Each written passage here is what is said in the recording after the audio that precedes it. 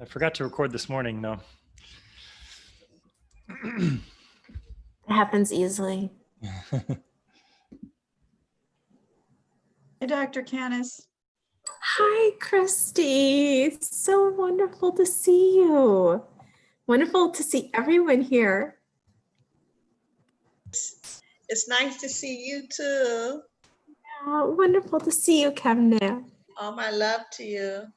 Thank you, and mine to you as well. I'm so glad to see everyone. I have a special hello for you. Here's my hello. Oh, nice. He said, You're he not says, alone. Hi, Professor. Why? Because I'm sitting in the living room, the cats are like, oh, she's down, so we can come sit on her lap. That's right. Jared has an extra friend too today. Yeah. Hi, Jared. Yeah. How you doing? Good to see you. Oh, he has his doggy. He's cute. What kind of dog? He's a Cavapoo. Oh, wow. So he's missing kids because I have him as a licensed compassion dog. Uh-huh. He's come to school with me. But Really? he has kids now for quite a while, and he's missing people. Oh, because all the children would pet him and love on him. Oh. Oh, Well, poor guy. well, this is my kitty cat saying hi to you, Jared. So glad. You see that? You missed it. I know. Our animals are loving this COVID, I think. There. The extra attention. And and the children.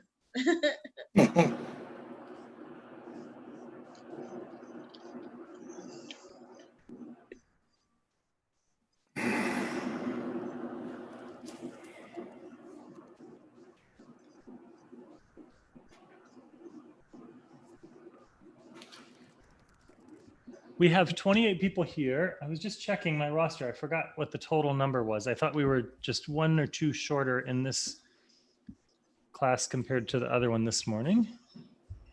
It is a little bigger, isn't it? Oh, this one's a little bigger? I think so. Oh, okay. Yep. We might still be missing a couple people. That is the one thing of teaching 2 similar courses at the same time, is you can get them confused pretty easily. Yes. Dr. Canis, you're on vacation. You're not supposed to be on our Zoom call. I know. Thanks, Richard. You know, I really wanted to see you all. Nice to see you, Richard. Nice to see you. Oh.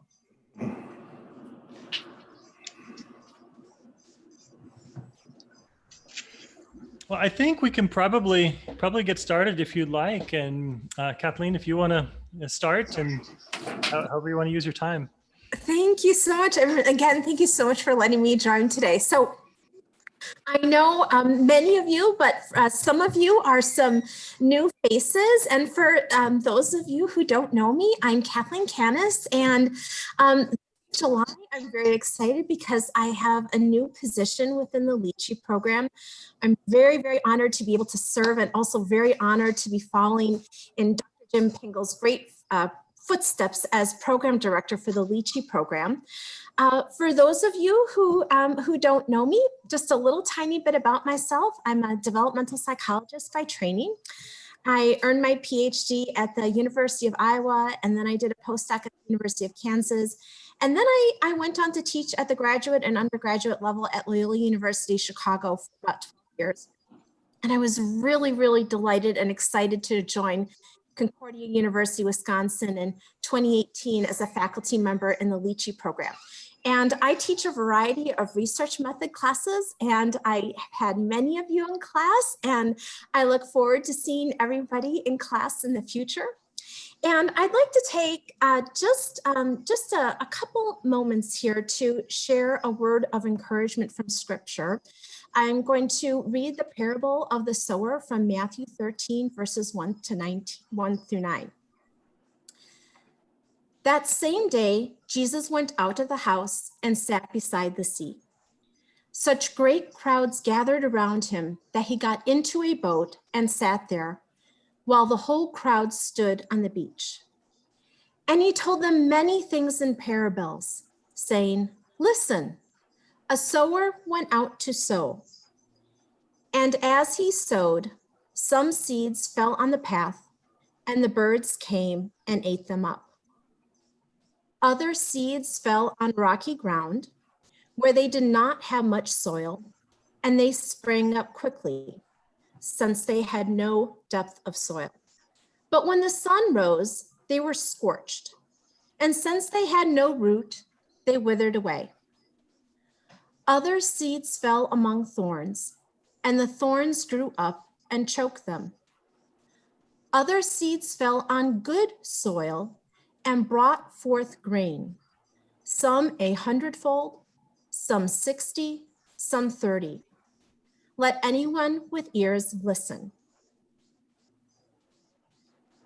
Now, there are certainly many things we can learn from this parable. And the encouragement that I would like to share with you today is that regardless of the field we are in professionally, we are all called to be workers in God's field, being the good seed that God sows in the world and scattering that goodness in all kinds of soil and places in the world, and asking God to bless the results. I want to just say how happy I am to see all of you today, and God be with you in this course and your journey in the Lychee program and your calling to work in God's field. If I would like to invite you now to join me in just a very brief prayer, please. Yes, ma'am. Lord God, we thank you for these students, and we thank you for Dr. Bull. May the seeds you plant in this course bear fruit in your world for the sake of your love, peace, and grace in the world. Amen. Amen. Dr. Bull, thank you so much for allowing me this time in your class today. I'm really grateful. I know time is very precious, and I'm very grateful. And I just want to say how happy I am to see all of you. And I look forward to seeing you in class. And for those new faces, welcome. And I look forward to getting to know you better. Thank you so much. Bless you. God bless you too. Very glad to see you all. I'm going to go ahead and leave you all now. Thank you so much. Bye. Love you. We love you too. I love you all too. Thank you. God bless you all. Bless you too. Thank you. Woo.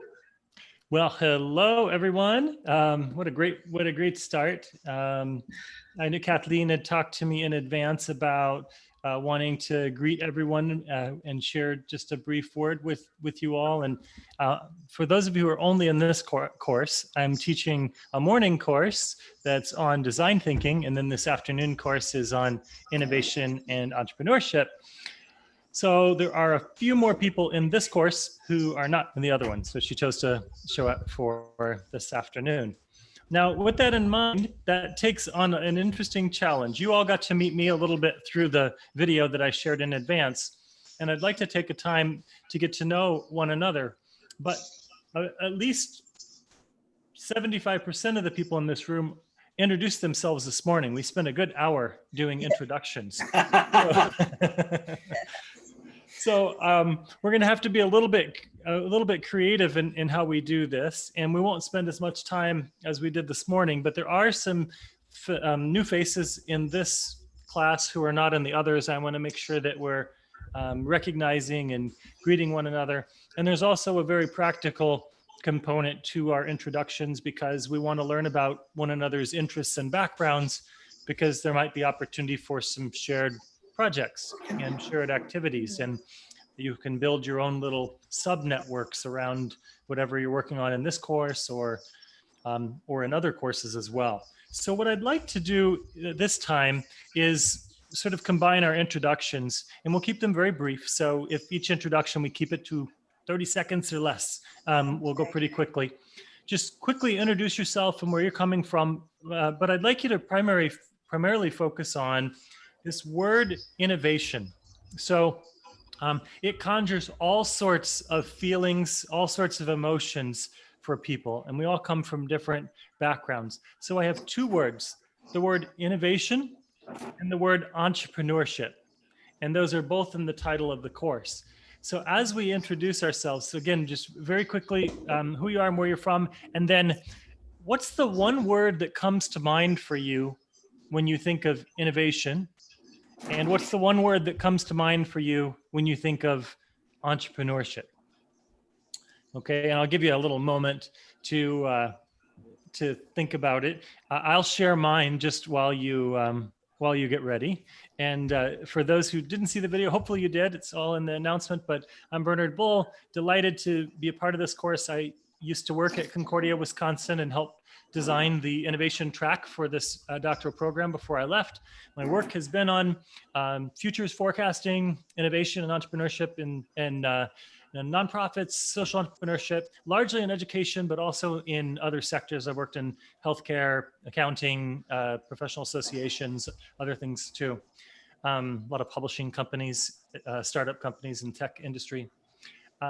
And sorry, I'm talking too much. So anyway, I'm currently president of Goddard College, small experimental college. I took the job with the college on the brink of closure, and we're going to see whether it will exist or not. I'll find out within the next 2 months. But for me, the word innovation, the first word that comes to mind for me whenever I hear innovation is calculated risk-taking. And maybe we can talk about that later. And whenever I think about entrepreneurship, a very personal word comes to mind, which is father. And maybe we can talk about those later. Okay, so let's go ahead and give people a chance. Again, please don't follow my example. I was too long on the intro, but again, just your name and where you're from and the word. We'll start with, let's see here. Kimya.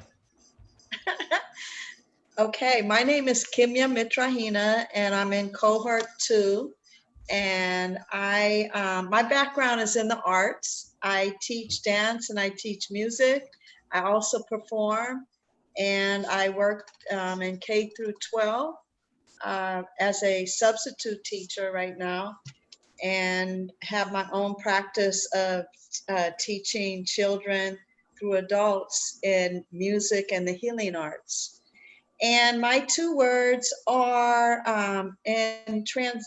innovation. What comes to me is transcendence. And in entrepreneurship, I kind of reversed it from you, Dr. Bull, but smart risks. Okay. Those are my two words to those. Thank you. Let's go on to Stephen. Yes, Steve. Steve. Can you hear me? Yes. Very good. Okay. I'm from Charleston, South Carolina. Originally from Florida. I have 13 years in business management, financial aid services, background in HR. So I've dabbled with anything with operations side, not so much the academic side, but I've been in that for 13 years. As far as innovation, I would say it's not a genesis necessarily of something, but it would be an expansion of something that could work better, because I've noticed innovation is typically merges from something that is already existing, and we're trying to streamline and improve it. And then entrepreneurship, being a business major, I think of it as an engine of locomotion for purpose. It drives. It can be a high function or a low function based on the participants that you have. So without it, things don't move or get created. So I think that's kind of a mechanical. I do a lot of numbers in finance, so I'm kind of a numbers person. So thanks. Okay, very good. And I know this is going to be really hard, but when you give your word, do your best to try not to explain it. I want to leave the mystery so that we Oh. can all sort of explore it together. So that's wonderful. Ursula. Hi, I'm Ursula Williams. I am from Homestead, Florida. I work in special education as an ESC placement specialist. When I think of innovation, I see creativity. And for entrepreneurship, I see networking of new ideas. Okay, great. And how about Steve? Oh, we have another. So this one is, do we have two Steves? Yep. There we go. Yeah, Steve from Wisconsin. When I think of innovation, the word I think of is people. And when it comes to entrepreneurship, the word I think of is adventurer. Okay. All right, great. And how about Amber? Hi, I'm coming to you from Michigan. I'm a Concordia Portland transfer, so I'm new to all of you. Nice to meet you. And I am an accounting professor at Adrian College in Adrian, Michigan. When I think of innovation, I think of creativity. Sorry, Ursula, same. And It's okay. with entrepreneurship, I think of motivation. Okay, great. And Ben. Hi, Ben Washburn from Hartford, Wisconsin. When I think of innovation, I think of change. And when I think of entrepreneurship, I think of risk. Okay. Blake. Hello, everyone. I'm also a Concordia Portland student, so happy to be joining you guys this semester or this term. I'm from North Carolina. I was a teacher in North Carolina for many years and then came to Kansas City and took a leadership role as principal at a Montessori school with Kansas City Public Schools. When I think of innovation, I think of transformation. And when I think of entrepreneurship, I think of leadership. Okay, great. Brandon. Brandon Brackett. I coach ladies lacrosse at West Virginia Wesleyan College. The word innovation makes me think of the word principles, and entrepreneurship makes me think of the word value. Okay. And is it Brendar? Yeah, it's Brenda. My name is Brenda, and I'm an HR manager in the manufacturing field. When I think of innovation, I think of inspiring. And when I think of entrepreneurship, I think of creation to path. Okay. Brian. Good afternoon. I'm Brian Downs, Senior Pastor at Zion Lutheran Church and School in Belleville, Illinois. When I think of innovation, I think of advancement, enhancement of values. And when I think of entrepreneurship, it's the distribution of those values. Candace.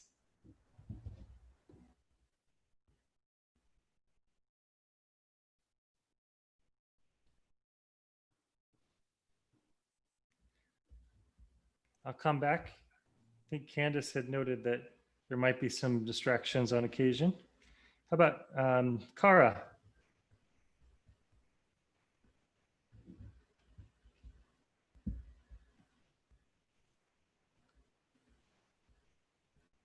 Nope, sorry, I was on mute. So I'm from Port Washington, Wisconsin, and I work for Fiserv, selling merchant services to entrepreneurs. And so when I think of entrepreneurship, I think of clients. And then when I think of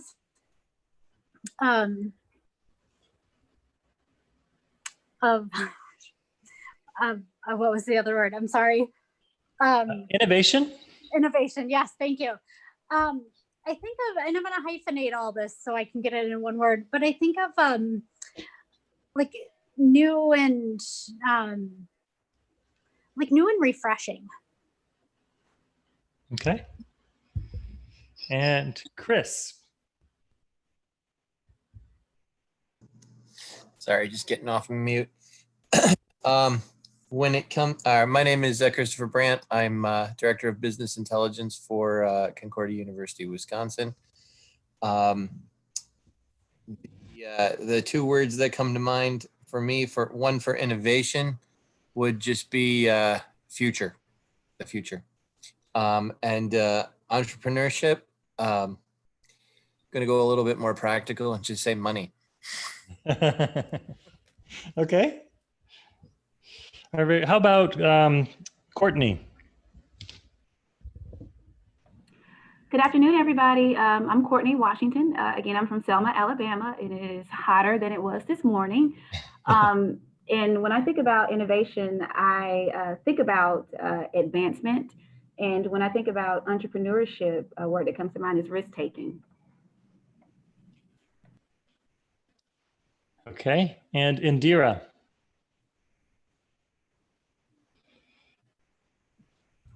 Unmuting myself. Hi, everybody. I'm Indira from Wisconsin. I work in the business intelligence area for 2 community colleges in Wisconsin. For me, innovation is collaboration. Entrepreneurship is making a change in the world. Thank you. Thanks. Jamie.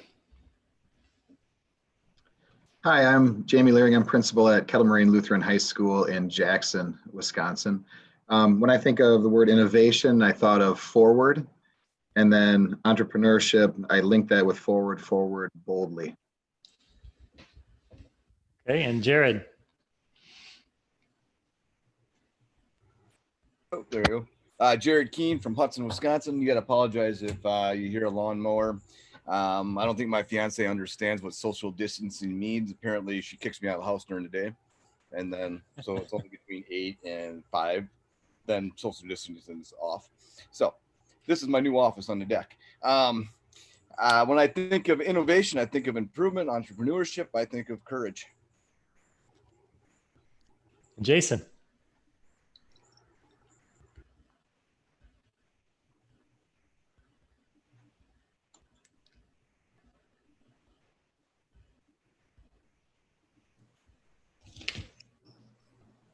Okay. Well, sorry, I zoned out because again, it's. Oh, I'm sorry, Kit. I forgot. Wait, no, I'm sorry. It's not Kit. It's I had it written down somewhere from this morning, but I forgot now. Lauren. Oh, that's right. Very good.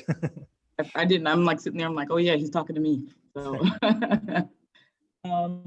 okay. So Lauren from Milwaukee. I work for Milwaukee Area Technical College for the last 11 years. I'm an accountant.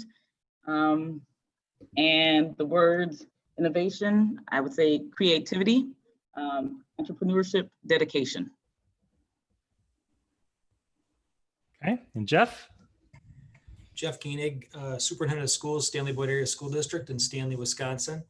The two words innovation, I had better. I know that had been mentioned already, but then also for entrepreneurship, I had creation. How about Jenna? Hi, everyone. Jenna Raski, principal at Trinity Sheboygan.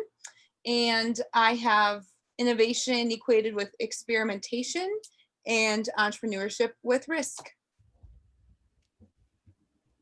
Okay, Kit.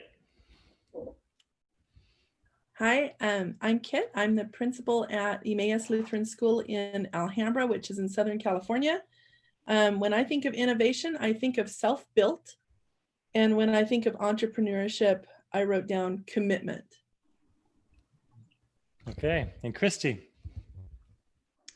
I'm Christy Wanstrom. I'm in Lake Elmo, which is a far west suburb of the St. Paul, Minnesota. When I think of innovation, I think of an ongoing process. And when I think of entrepreneurship, I think of the concept of self-starter. All right, and Madeline. Hi, I'm Madeline. I am an instructional designer at Concordia University. My word for innovation is solutions, and for entrepreneurship is discovery. All right, and Matt. Hi, I'm Matt Thiel. I'm a music teacher at Sheboygan Lutheran High School in Sheboygan, Wisconsin. and maybe just taking a different look at this question a little bit. Anytime somebody tells me that they're an innovator or entrepreneur, I'm immediately skeptical of their claim. Okay. Very good. And Rich. Still from Milwaukee, Wisconsin, Vice President of Advancement at Wisconsin Lutheran College. And when I hear innovate or innovation, I think of creativity and entrepreneur. I'm always a little afraid of it, so I call it a risk taker. Okay, Sandra. I'm Sandra Johns. I teach communication at Concordia, Wisconsin, and I posted mine in the chat. So innovation, I went with the first thing that came to my mind, new, and entrepreneurship, try. Okay, and Scott. Hi there, I'm Scott Gale from Mequon, Wisconsin. I work as the care pathway manager at Holista. When I think of innovation, I think of creativity, and when I think of entrepreneurship, I think of leadership. Okay, great. Scott, your audio is kind of coming in and out a little bit. I don't know if you can adjust like your proximity to the microphone or something, but it would be helpful. Just, Okay, is that any better?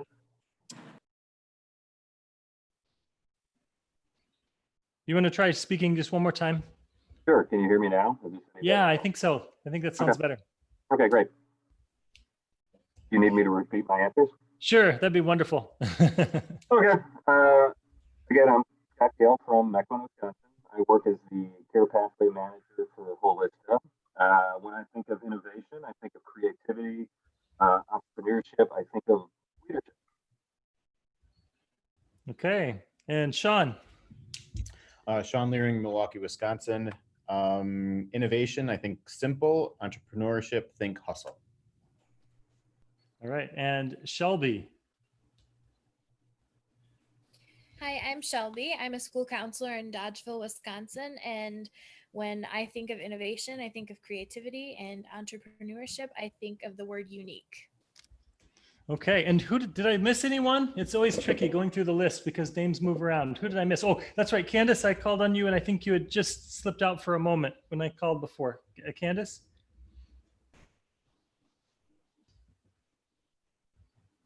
Yeah, sorry, I lost connection. So I am Candace. I was originally, well, I'm still in cohort 4, so I'm jumping around here. I live in Colgate, Wisconsin, and I own assisted living communities throughout southeastern Wisconsin. So when I think of entrepreneurship, I think of the word balance, because me and my husband both are small business owners, and you have to create some form of balance, which we're still working on that. So I think of balance, and then innovation. I think of creative processing. Okay, and did I miss anyone else? Did we get everyone? All right, I think we're set then. Well, welcome everyone. So many of you were in the morning course. I am treating these as just separate courses, even though there's a ton of overlap at times, and it's easy to get sort of confused between the two. So this class is, I'm running a bit differently from the one this morning, for those of you who are in both. For example, there's a learning journal that's required regularly in the other class, but I thought it would be overkill to have people do it twice. So I didn't actually require a learning journal, although I'm a big advocate for journaling. So if you choose to do so, feel free to. That's great. It's just not required in the class. Our time together is really focused in terms of sort of the core projects within which you'll be assessed. You really don't have a lot. It's just a couple of things that you can go deeply into. We'll have this week of activities we'll engage in. We have, we'll have 4 discussions, one each week after we finish this, this week. You will have an interview project, which is going to be hopefully a lot of fun. I will say my background and training that really helped me develop a number of my skills come from ethnographic research. So I interview people for fun. I have conducted probably close to 1,500 interviews now in the last 10 to 15 years. I've even done them in the form of podcasts, some of which became pretty well known, like the Moonshot EDU show and EDU Futures podcast, where I bring on world-class innovators and entrepreneurs and divergent thinkers, talking about all sorts of matters. And so I'm going to give you a little taste of that in this class. A key to sort of the spirit of the entrepreneur and the innovator is learning from others who are doing amazing work. And so you'll have an opportunity to begin to build a network in an area of personal interest, and you'll be able to reach out. And the charge in that assignment is you really stretch yourself. One of the things that was transformative for me is I graduated from college in the 1990s, the early 90s. And there was a book that had come out a number of years before, but I had just read it for the first time right after graduating from college. It was called Frames of Mind. It was by a guy named Howard Gardner, who coined the term multiple intelligences. Howard is he's at Harvard University and still there working on his, working on his autobiography right now. I'm going to be interviewing him on that in a few months, oddly enough. But Howard was a figure that I read a book by him. I was intrigued by this concept. I was in the middle of it. I had some questions. I'm sitting in my first apartment out of college alone, and I'm reading it and thinking, oh man, it would be so amazing to have a chance to just talk to Howard about this book. And at that moment, I looked over and I saw my first computer out of college at least, sitting over there on the internet with very, in the old fashioned style where you had a modem that squealed at you when you got online. And I realized, I wonder if Howard's online. And I went over and I looked him up. And at that point, everything was very public. So I just found his email address. I emailed Howard Gardner, and within a day, I got an email back from him. And we had this really rich, amazing exchange. And that was a massive eye-opening moment for me to realize that these world-class experts are readily available. Since then, I've hardly ever had anyone say no to me when I've asked them if I could talk to them or interview them. It happens maybe 1% of the time, maybe 1 out of 100, maybe a few more, maybe 2 or 3% of the time. And usually it's, I'm busy, I can't at the moment. The exceptions were, I was turned down by the last 3 presidents I asked to interview. They said no, or one didn't reply. But I do push the envelope. I really stretch it, and I reach out to people who I think might not even be available or willing. And that's what I'm going to challenge you to do in this class for your interview project. It's described more, and we won't talk about it much this week, but just to plant that seed, that's part of what I'm hoping you'll do, is use this as a class to cultivate your sort of network of thought leaders and innovators in your area of personal interest, and to really use this as a chance to reach out beyond the people you're usually comfortable reaching out to. So that's one. And the other is you're going to be working on one innovation project, one deep innovation project plan.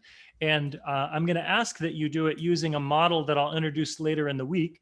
It comes from the Michael Schrage book that you have, The Innovator's Hypothesis. Michael has a very interesting perspective, and sort of the core, the most controversial thing he's known for is his statement, good ideas are bad for organizations.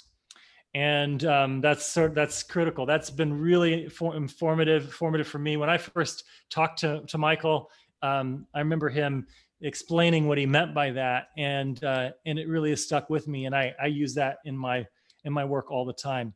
The other thing that you'll find that I believe will be solidly debunked by the end of this class is that innovation is really not about good ideas. It's about something else. And so I'll just leave that hanging for at least a little bit. So that's what we're going to do in terms of your major projects. This week is just a chance to kind of whet your appetite. Each day is devoted to a different theme or topic that we'll explore. Today, we're going to do some ice-breaking conversations and activities, followed by a talk where we'll kind of have a give and take around the notion of mission-minded innovation, which is a phrase I introduced this morning in the design thinking class, but we'll look at it from a little different angle in this course this afternoon. For me, this is a topic I've been passionate and interested in innovation and entrepreneurship for a very, very long time. My father was an entrepreneur. He started multiple businesses, and we lived in 12 different states my first 12 years of my life, moving around to where his largest clients were located. It was a very, very risky life. We had this ebb and flow, literally from the places of depending upon people to donate food so we could survive, to living in the